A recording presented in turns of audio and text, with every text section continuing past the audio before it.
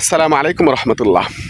আমরা আমাদের সন্তানদেরকে বিভিন্ন রোগ বালাই থেকে বাঁচানোর জন্য কত ধরনের টিকা আমরা দেই, এরপরে মাঝে মধ্যে ডাক্তারের কাছে নিয়ে যাই, বিভিন্ন চেক আপ করাই। তো সন্তানদেরকে স্বাস্থ্যগতভাবে শারীরিকভাবে ভালো রাখার জন্য আমাদের কোনো চেষ্টার কমতি নাই, কিন্তু বদ নজর থেকে বাঁচানোর জন্য অর্থাৎ শরীয়তগতভাবে কিন্তু আমাদের তেমন কোনো উদ্যোগ নাই। অথচ আল্লাহ রাসূল বলেন যে আন-নাজরু হাক্কুন, যে বদ নজর হচ্ছে সত্য। আর হাদিসে আসছে আল্লাহ রাসূল বলেন যে আন-নাজরু সাহমুন মাসমুন মিন সিহামি ইবলিস, অর্থাৎ নজর হচ্ছে শয়তানের বিষাক্ত তীর থেকে একটি। তো এই বদনজর থেকে আমরা সন্তানদেরকে বাঁচানোর জন্য তেমন কোনো আমল করি না, দোয়া করি না।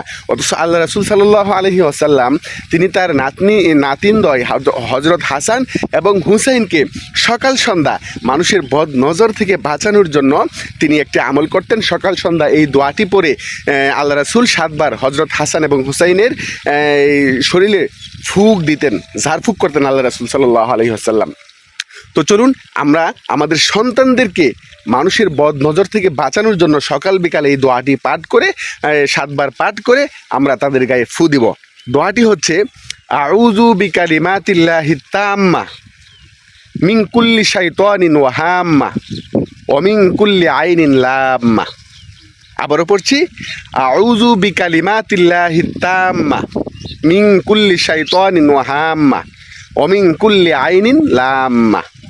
এই দোয়াটি সকাল সন্ধ্যা পাঠ করে আমরা আমাদের সন্তানদের গায়ে ফু দিব। এই দোয়ার উসিলায়, এই আমলের বরকতে, যেহেতু এটা রাসূলের একটা আমল, আল্লাহ তাআলা আপনার আমার সন্তানকে সকল ধরনের বদ নজর থেকে, মানুষের কুদৃষ্টি থেকে হেফাজত করবেন। আল্লাহ তাআলা আমাদের সকলকে এই আমলটি বেশি বেশি করার তৌফিক দান করেন। আপনি চাইলে প্রচার করে অন্যকে জানানোর সুযোগ করে দিতে পারেন। এর বিনিময়ে আল্লাহ তাআলা অসংখ্য অগণিত নেকি আপনাকে দান করবেন ইনশাআল্লাহ। আসসালামু আলাইকুম রহমতুল্লাহি ওয়া বারাকাতুহু। আসসালামু আলাইকুম রহমতুল্লাহি ওয়া বারাকাতুহু। আমরা আমাদের সন্তানদের জন্য কত কিছু করি। সন্তানরা যেন বিভিন্ন রোগ বালাই থেকে বেঁচে থাকতে পারে, সেই জন্য ছোট্টকালে তাদেরকে আমরা টিকা দিই। বিভিন্ন রোগ বালাই থেকে বাঁচানোর জন্য মাঝে মধ্যে চেক আপ করি, ডাক্তারের কাছে নিয়ে যাই। তো আমাদের সন্তানদেরকে ভালো রাখার জন্য চেষ্টার কোনো কমতি নাই। অথচ সন্তানকে মানুষের বদ নজর থেকে বাঁচানোর জন্য আমাদের কি উদ্যোগ আছে বলেন? কোনো উদ্যোগ নাই। অথচ আল্লাহ রাসূল বলেন যে আন-নাজরু হাক্কুন, নজর হচ্ছে সত্য, অর্থাৎ বদ নজর। এই আরেক হাদিসে আসছে যে মানুষের নজর হচ্ছে এটা বিষের, শয়তানের বিষাক্ত তীরের মতো।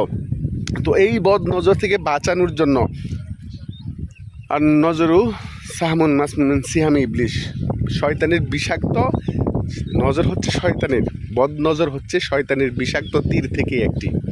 আর নজরু সাহমুন মাসমুন মিন সিহামি ইবলিস, আর নজরু সাহমুন মাসমুন মিন সিহামি ইবলিস, শয়তানের